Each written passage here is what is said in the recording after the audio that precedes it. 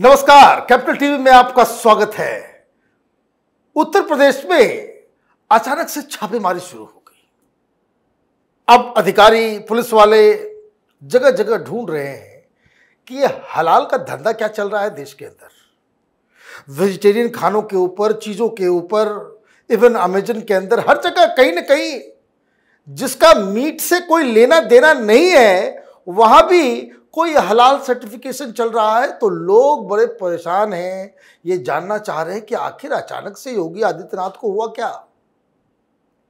आज ये बताते हुए बड़ी खुशी हो रही है कि हमारे साथ एक ऐसे मेहमान हैं जिनके साथ हमने 8 महीने पहले इस हलाल जिहाद के बारे में बातचीत की थी और तभी से ये सिलसिला शुरू हुआ।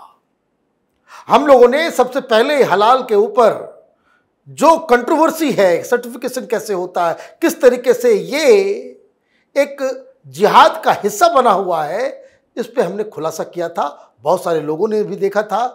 तो ये जो हलाल के ऊपर एक नया विवाद शुरू हुआ है, तो जिस व्यक्ति की वजह से ये मसला एक नेशनल इशू बना है वो आज हमारे साथ है।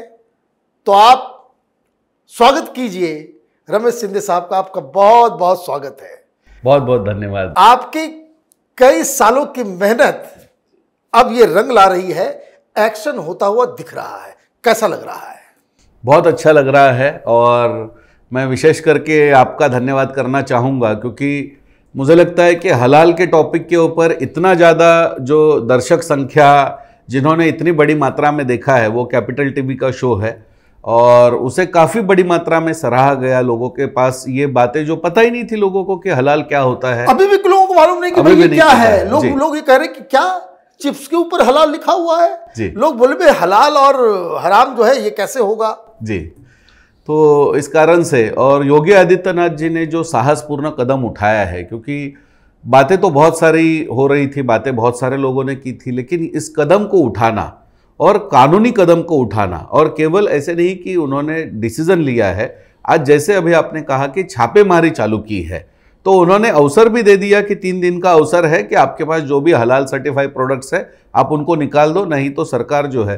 तो इससे एक जो मुख्यमंत्री और उसकी जो हिंदुत्व के प्रति या अपने कार्य के प्रति जो निष्ठा दिखाई देती है, जो एक लगन दिखाई देती है, वो सामने आती है। और राष्ट्र विरोधी कोई भी काम है उस काम को रोकने के बारे में जो योगी जी ने ये एक बहुत ही अच्छा कदम उठाया है, तो इसलिए हम उनका भी अभिनंदन करते हैं। बहुत बहुत ये चीज़ें तो है रुकनी चाहिए। लेकिन मैं आपको बताऊं कि हम लोगों ने इससे पहले भी एक बार प्रोग्राम किया था जहां हम लोगों ने ये अंकित किया था कि किस तरह से कुछ अधिकारियों की शरारत कि डिपार्टमेंट ऑफ कॉमर्स की तरफ से ये जो आतंकियों के साथ खड़े होने वाले, बम विस्फोट करने वाले, आतंकवादियों को लीगल हेल्प देने वाले, ये जमीयते उलमाए हिंद के हाथ सब कुछ जाने वाला था जी। लेकिन हम लोगों ने वो प्रोग्राम किया था। क्या हुआ आखिरकार? जमीयते उलमाए हिंद को जो सर्टिफिकेशन का जो दायित्व जो वो उसको मिलने जा रहा था वो कैसे रुका? उसका सबसे बड़ी विशेषता की बात है कि ये प्रोग्राम होने के बाद मेरी एक याचिका जो गृह मंत्रालय के अंदर मैंने की थी कि सरकार यदि इनके साथ ही हाथ मिला करके काम करेगी, मिनिस्ट्री ऑफ कॉमर्स के जो अधिकारी जो इसको बाध्य कर रहे हैं, तो फिर हमारी सरकार रहते हुए भी इन सारी बातों को सरकार के द्वारा मान्यता मिलेगी तो कैसे होगा। लेकिन इसकी बहुत अच्छी बात ये आ गई कि 24 अक्टूबर को ये डिसीजन होने वाला था। उससे पहले मोदी सरकार ने घोषणा कर दी कि हमने इस डिसीजन को पेंडिंग कर दिया है और ये अभी डिसीजन कोई तुरंत नहीं होगा, इसके बारे में जांच चल रही है और फिर उसके बाद में ये निर्णय होगा। तो उसी समय पे ये ध्यान में आ गया था कि सरकार ने कोई तो योजना बनाई है। आपने इस देश को बहुत बड़ी मुसीबत से बचाया है। ये बहुत बड़ा, अगर ये देखिए अधिकारी कुछ ऐसे होते हैं, आप सरकार, आपकी मंत्री, आपका सब कुछ आपके होते हुए भी अधिकारी वर्ग इतने शातिर होते हैं कि नीचे से कुछ ऐसा काम कर देंगे कि जो आउट ऑफ कंट्रोल चला जाता है। लेकिन आपने सही वक्त रहते हुए इस बवाल के ऊपर नियंत्रण जो है आपने कर दिया, नहीं तो आज एक दूसरा विषय चल रहा होता। निश्चित रूप से। लेकिन जिस प्रकार से सभी ने इसमें सहयोग दिया और सरकार के भी ध्यान में ये बातें आ गई कि किस प्रकार से ये, क्योंकि जैसे एक तरफ के अधिकारी है, वैसे अच्छे अधिकारी भी है, उन्होंने भी गाइड किया कि इस प्रकार से यहाँ पर जो बातें हैं तो आप जो है आप अलग तरीके से उसको प्रेजेंट कीजिए। तो जब मैंने उसका प्रेजेंटेशन किया तो वो प्रेजेंटेशन करने के बाद मिनिस्ट्री ऑफ होम ने मुझे लेटर भेजा कि आपकी पिटीशन को हमने स्वीकार किया है। और जब वो पिटीशन स्वीकार है तो तुरंत उसके बाद में सरकार ने ये निर्णय ले लिया कि ये जो 24 अक्टूबर को जमीयत उलेमा हिंद को भारत सरकार का अधिकृत हलाल सर्टिफाई एजेंसी बनाने वाले थे तो उसको उस पर उन्होंने रोक लगा दी। तो ये जो बवाल मचा है, इसको सीधे सीधे शब्दों में ये समझिए कि कुछ खानों के ऊपर वो हलाल सर्टिफिकेशन की आवश्यकता होती है। ये हलाल सर्टिफिकेशन क्या है, जिन लोगों को इस मुद्दे के बारे में अभी भी जानकारी मिली है, जब यूपी में छापेमारी हुई है, सारी चीज़ें हुई हैं, तो उन दर्शकों के लिए ये बताना ज़रूरी कि ये सर्टिफिकेशन और ये पूरा विवाद आखिर है क्या। जी, इसको संक्षेप में हम जानने का प्रयास करेंगे कि जैसे भारत में कोई भी प्रोडक्ट बेचना है तो उसके ऊपर FSSAI, FDA, एगमार्क ऐसे सरकार के कोई प्रमाणित नियम उसके अंदर आते हैं, स्टैंप लगता है, उसका एक लाइसेंस भी आपको मिलता है जिसके माध्यम से आपके प्रोडक्ट के अंदर इंग्रेडिएंट्स क्या है, वो शाकाहारी है या मांसाहारी है, इन सारी बातों को लैब में तय किया जाता है। अब ये जो है भारत सरकार का FSSAI, ये लगभग 200 कंट्रीज में वैलिड सर्टिफिकेशन है और ये भारत सरकार का सर्टिफिकेशन होने के बावजूद हलाल केवल इस्लाम में या कुरान में जहां पर भी लिखा है वो सिर्फ मांस के बारे में लिखा था। उसके आधार पर इकोनॉमी बनाने का एक षड्यंत्र रचा गया और जिसके अंदर ये कहा गया कि भारत का मुस्लिम कंज्यूमर राइट्स के अंदर जो भी चीज़ परचेस करेगा उसे वो हलाल मिलनी चाहिए। अब हर चीज़ में तो कोई सुअर का मांस नहीं होता है जो उनके लिए हराम माना गया है, लेकिन इसको प्रतिबंधित किया गया। फिर ये कहा गया कि नहीं, जब वो हलाल सर्टिफाई होगा तभी हम परचेस करेंगे। अब ये हलाल सर्टिफिकेशन देगा कौन, तो देने का अधिकार भी उन्होंने मुस्लिम संस्था को दे दिया, जमीयत उलेमा हिंद जैसे। बताइए, जबकि ये सरकार के पास होना चाहिए था कि भाई कौन सा लैब है तुम्हारे पास, करेक्ट, कौन सा तुम काम करते हो, तुम वहां तो लोगों को और गलत रास्ते पे लेकर के जा रहे हो और आपको सर्टिफिकेशन देने का एक अथॉरिटी बना दिया गया। जी नहीं, जो लोग अभी हम आसमान से देख रहे तो भी ये कह रहे कि पृथ्वी चपटी है, वो लोग साइंटिस्ट बन गए और वो ये हलाल सर्टिफिकेट देने के लिए लग गए और ये प्रमाणित करने का जो जिम्मा है उन्होंने हलाल सर्टिफिकेशन के अपने पास ले लिया।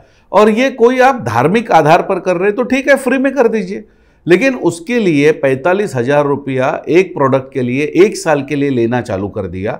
अगले साल फिर रिन्यूअल करना पड़ेगा आपको। तो हल्दीराम जैसे जिसके 250 प्रोडक्ट है, करोड़ों रुपया आज जमीयत उलेमा हिंद को देना उनको चालू हो गया और एक तरीके से जजिया टैक्स हमारे देश में चालू हो गया और इसके कारण से भारत के कई व्यापारियों को करोड़ों रुपया का नुकसान हुआ।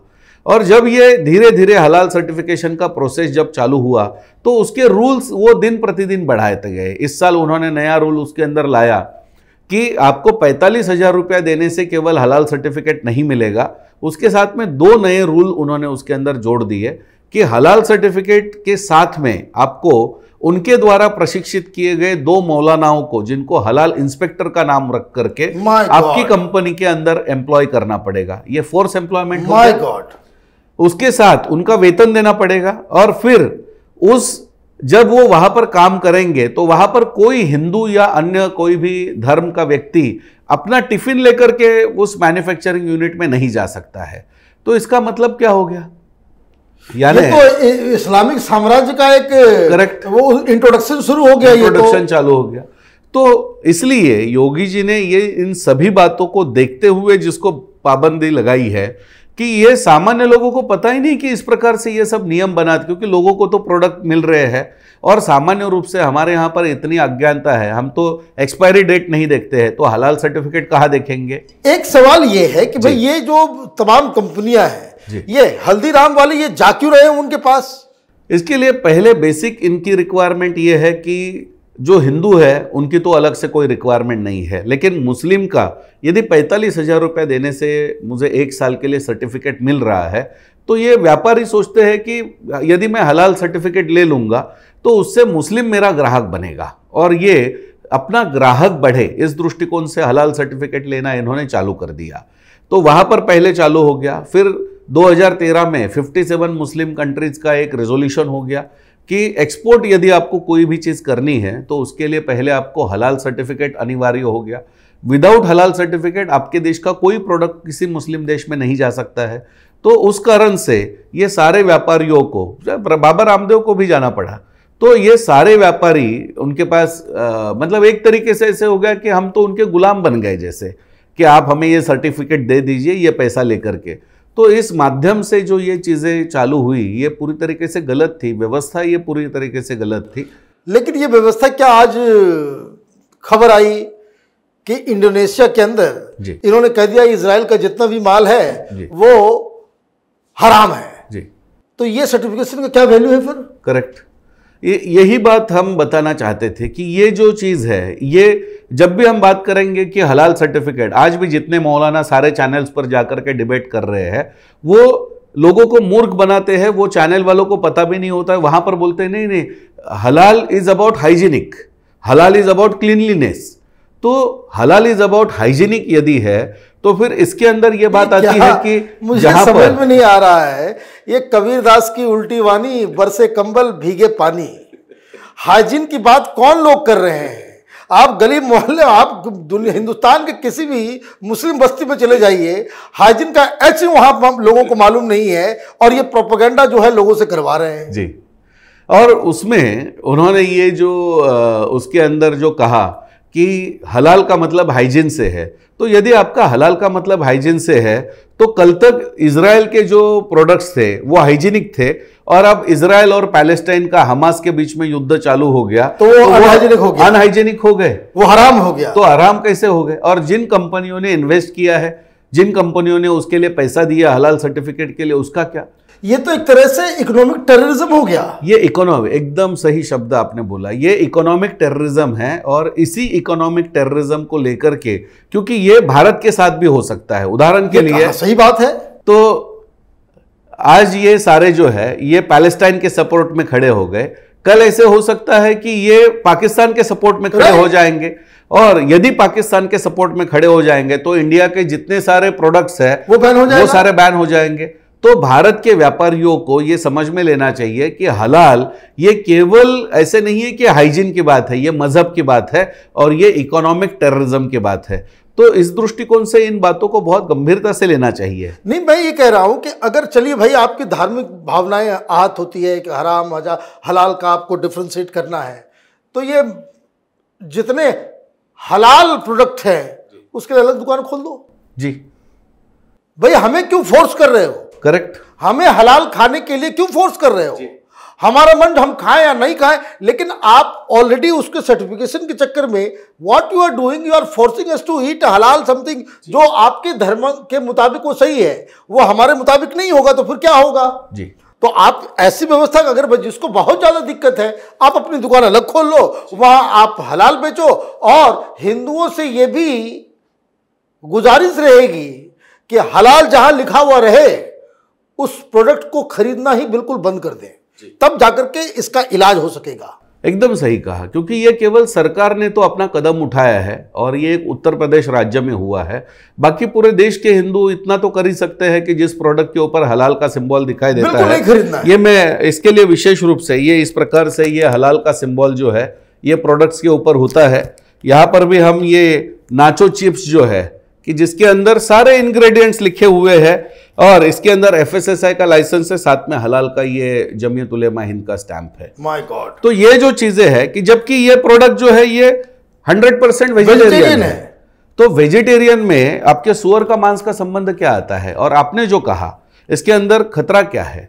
मुसलमानों के लिए गाय तो हलाल है, तो सुअर का मांस तो नहीं हो सकता है, लेकिन गाय का मांस होगा तो, यानी हमें एक ओर से ये धर्मभ्रष्ट भी करने का प्रयास कर रहे हैं कि सुअर के मांस का इंग्रेडिएंट होगा तो वो हराम डिक्लेयर होगा और गाय का मांस का होगा तो वो हलाल हो जाएगा, वो हलाल हो जाएगा। तो हिंदू वो जो बता रहे हैं कि हलाल के मतलब हाइजेनिक, ऐसा नहीं है। हलाल का मतलब वो गाय का मांस भी रहेगा तो भी तो हलाल ही होगा। तो इन बातों को हिंदू समाज ने समझना चाहिए। ये भी देखिए, एक और बड़ा मुद्दा आपने हमें बताया था कि सिर्फ खाने तक ही लिमिटेड नहीं है जी। ये एयरलाइंस हलाल, तो बिल्डिंग हलाल, कॉलोनी हलाल, जूते चप्पल कल टेलीविजन चैनल को और को भी हलाल सर्टिफिकेट चाहिए की जरूरत पड़ जाएगी लगता है। नहीं, ये बीच में एक स्टैंड अप कॉमेडियन है अमेरिकन, उसने कहा था कि वो मलेशिया में अपना शो करने के लिए गई तो पुलिस वालों ने पहले उसको रोक करके उसके शो की क्या स्क्रिप्ट है वो पढ़ी और फिर उसके बाद उसको हलाल सर्टिफाइड कॉमेडियन का स्टैंप लगा करके दे दिया। तो उसने कहा कि अब मैं हलाल सर्टिफाइड कॉमेडियन बन गई हूं। तो इन बातों को यदि हम देखेंगे कि जो चीज़ें कुरान में नहीं है, जो चीज़ें इस्लाम में नहीं है, तो ऐसी चीज़ों के ऊपर चलना ये पूरी तरीके से गैर कानूनी है, ये पूरी तरीके से गैर मजहबी भी है। और इसमें जैसे आपने कहा कि केरल में बनने वाला बिल्डिंग हलाल सर्टिफाई, फैशन हलाल सर्टिफाई, पार्क जो है, अम्यूजमेंट पार्क जो है वो हलाल सर्टिफाई, मॉल्स हलाल सर्टिफाई कर दिए इन्होंने, हॉस्पिटल हलाल सर्टिफाई हो गए। तो ये कई सारी मेडिसिन्स का उदाहरण ले लीजिए, मेडिसिन्स आज $100 बिलियन का मेडिसिन का बिजनेस हलाल सर्टिफाई है दवाइयों में। हमारे यहाँ तो तुलसी का अर्क हलाल सर्टिफाई मिल रहा है, शार्प कंपनी के रेफ्रिजरेटर और माइक्रोवेव ओवन है वो भी हलाल सर्टिफाई हो गए। उसका क्या हलाल से लेना देना है? यही बात है। तो इन बातों, अच्छा ये तो बात छोड़ दीजिए, मैं उसके और भी बताना चाहूंगा। mingle.com ये डेटिंग वेबसाइट है, ये डेटिंग वेबसाइट भी हलाल सर्टिफाइड डेटिंग वेबसाइट है। अब आप मुझको बता दीजिए कि 1400 साल पहले कौन सा इंटरनेट था, कौन सा लैपटॉप था, कौन सा मोबाइल 1400 साल पहले ये कौन सी बिल्डिंग थी, कौन सा जीन्स था, कौन सा कपड़ा था, ये मुझे तो ये तो अगर होता है कि भाई यहां तक तो चलिए भाई मान ले आदमी, अगर ये कहे कि मीट जो है उसको कैसे काटा गया, नहीं काटा गया, उससे धार्मिक भावनाएं जो बाकायदा कुरान में और दूसरे मुल्कों में जो बताया गया, जो ट्रेडिशनल जो ये है, यहां तो मसला आपके शर्ट पैंट फैशन इन सारी चीजों के ऊपर आ रहा है। तो इसका मतलब है कि ये सिर्फ धार्मिक भावनाओं को लेकर के कोई बनाया गया कानून नहीं है जी। इसके पीछे षड्यंत्र है, आतंकवाद है। क्योंकि ये भी जानना जरूरी है कि जमीयत उलमा हिंद के पास ये पैसे जो जा रहे हैं वो पैसे का करता क्या है, वो पैसा कहाँ जा रहा है, उसका कोई हिसाब किताब होगा। सरकार के पास जाए तो भी बात समझ में आती है। आप जमीयत उलमा हिंद को दे रहे हो और जमीयत उलमा हिंद उसमें वो खर्च कहाँ कर रहा है जी। तो इसी बात में हमने जो दूसरी अर्जी लगाई थी सरकार के पास कि केवल ये हलाल सर्टिफिकेट को रोकना एक काम है, लेकिन दूसरा जो है कि इसके द्वारा जो करोड़ों रुपए जमा किए जा रहे हैं। कल जमीयत उलेमा हिंद का प्रेस नोट भी आ गया कि हमारे कारण से भारत सरकार ने ये $3.5 ट्रिलियन की इकोनॉमी में पैसे कमाए हैं। भाई पैसे कमाने की बात ही नहीं है, आपका सर्टिफिकेशन ही इलीगल है, तो आपके द्वारा पैसे कमाने की बात कहाँ पर आती है। तो ये पहला मुद्दा है। दूसरी बात इसके अंदर आती है, यदि ये $3.5 ट्रिलियन का आप कह रहे कि इकोनॉमी है, तो फिर इस इकोनॉमी में हिंदू से भी तो पैसा आप जमा कर रहे हैं। हाँ, तो वो जो है गैर कानूनी तरीके से आप पैसा जमा कर रहे हैं। और ये सारा का सारा पैसा भारत में जितने आतंकवादी पकड़े जाते हैं उन सभी आतंकवादियों का 26/11 के हमले में पकड़ा गया अबू जुंदाल से लेकर के जो जर्मन बेकरी ब्लास्ट हुआ, या यहाँ पर दिल्ली में जो आतंकवादी घटना, अहमदाबाद में जो लोग जयपुर का उदाहरण है। और जयपुर का तो हाल ही का उदाहरण है कि पिछले 3-4 महीने पहले ट्रायल कोर्ट ने जयपुर सीरियल ब्लास्ट में 82 लोगों की डेथ हो गई। उसके अंदर 4 लोगों को फांसी की सजा सुनाई, 4 लोगों को उम्र कैद की। उसके अंदर ये जो 8 लोगों को सजा सुनाई, उनका केस जमीयत उलेमा हिंद ने हाईकोर्ट में लाया। हाईकोर्ट में उनके लिए 19 एडवोकेट्स दिए, जिसके अंदर 2 एडवोकेट प्रमुख है, सलमान खुर्शीद और KTS तुलसी। और इन्होंने लाखों रुपए लेते हैं जी, और इन्होंने होने के लिए लाखों रुपए लेते हैं। तो इनके द्वारा वो केस लड़ा गया और 42 हियरिंग हो गई। 42 हियरिंग में एक भी बार राजस्थान सरकार का प्रतिनिधि नहीं आया, सरकार का एडवोकेट नहीं आया, और अंतिमतः जयपुर हाईकोर्ट ने उन सभी को बाइज्जत बरी कर दिया, जिनको ट्रायल कोर्ट ने फांसी की सजा सुनाई थी। तो ये जो मिलीभगत कांग्रेस के साथ इनकी चल रही है कि 42 हियरिंग में एक भी बार आपका अधिवक्ता नहीं जा रहा है, आपका एडवोकेट जनरल नहीं प्रेजेंट हो रहा है, इसका मतलब क्या है? अब सरकार ने कहा नहीं, वो उसने गैर जिम्मेदाराना बर्ताव किया, हम उसको पोस्ट से निकाल देते हैं। उससे क्या मतलब हुआ? आतंकवादी तो खुले हो गए। तो ये जो चीज़ें हैं, ये इन सारी चीज़ों को हम देखेंगे तो ये जो हलाल सर्टिफिकेशन करने वाले अथॉरिटीज़ है, ये इस प्रकार से पैसे का यूज कर रही है। ये अमेरिका में सामने आया है, ऑस्ट्रेलिया में सामने आया है कि हलाल का पैसा ये इस्लामिक स्टेट को जाता है, टेररिज्म को, इस्लामिक ब्रदरहुड को जा रहा है। तो इन बातों से भी ये बातें बहुत स्पष्ट होती है और ये काफ़ी बड़ी इंडस्ट्री है। मैं केवल भारत का मीट इंडस्ट्री के बारे में कहना चाहूँगा तो आज भारत में सिर्फ चिकन जो पूरे एक साल में बेचा जाता है ये करीब करीब 2,40,000 करोड़ का बेचा जाता है। 2,40,000 करोड़। और कुल मिलाकर के भारत की जो टोटल मीट इंडस्ट्री है ये 4,20,000 करोड़ की है। तो इसको यदि हम देखेंगे कि ये सारा का सारा हलाल सर्टिफाई यदि होगा तो कितना बड़ा ये जो इकोनॉमी जो कह रहे हैं कि $3.5 ट्रिलियन की इकोनॉमी, ये तो सारी इकोनॉमी पे कंट्रोल कर रहे हैं। इसके अंदर जो हिंदू समाज का जो खाटिक समाज है वो पूरा बेरोजगार हो रहा है इसके अंदर। तो ये जो चीज़ें हैं इनको हमें समझना चाहिए और इसलिए योगी जी ने जो कदम उठाया है बहुत सोच समझ करके, ये जो आपने जो एक अच्छा वर्ड बताया कि इकोनॉमिक टेररिज्म को रोकने का उनका प्रयास है, तो मुझे ऐसे लगता है कि इस प्रयास को और भी आगे बढ़ाना चाहिए। पूरे भारत में इसको बंद कर देना चाहिए अभी। और इसके साथ में हिंदू समाज ने अपना दायित्व लेकर के जो प्रोडक्ट हलाल है वो हमारे लिए हराम है ये डिक्लेयर कर देना चाहिए और किसी भी वैसी चीज़ों को बिल्कुल आप नहीं खरीदेंगे। ये प्रण लेना पड़ेगा कि जिसमें हलाल लिखा हुआ है वो हमारे लिए हराम है। आपका बहुत बहुत धन्यवाद और आपकी मेहनत इस तरह से रंग ला रही है, अभी और भी लोगों को जगाने की आवश्यकता है। तो for all the best for all this Endeavour. धन्यवाद जी। और आप देखते रहिए कैपिटल टीवी। हमारे वीडियोस को लाइक कीजिए, शेयर कीजिए और हमारे चैनल को सब्सक्राइब कीजिए। धन्यवाद।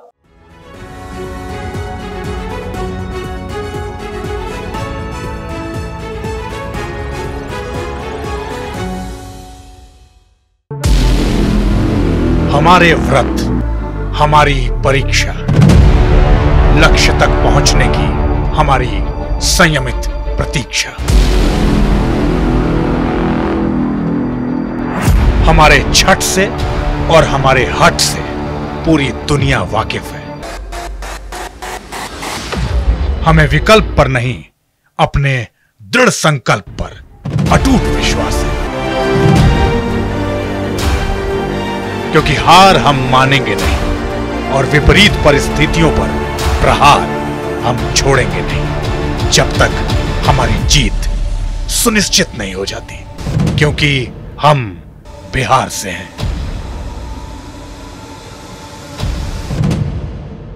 कैपिटल टीवी पर मैं अमित प्रकाश लेकर आ रहा हूं बिहार पर एक ब्रांड न्यू स्पेशल शो। हम बिहार से हैं।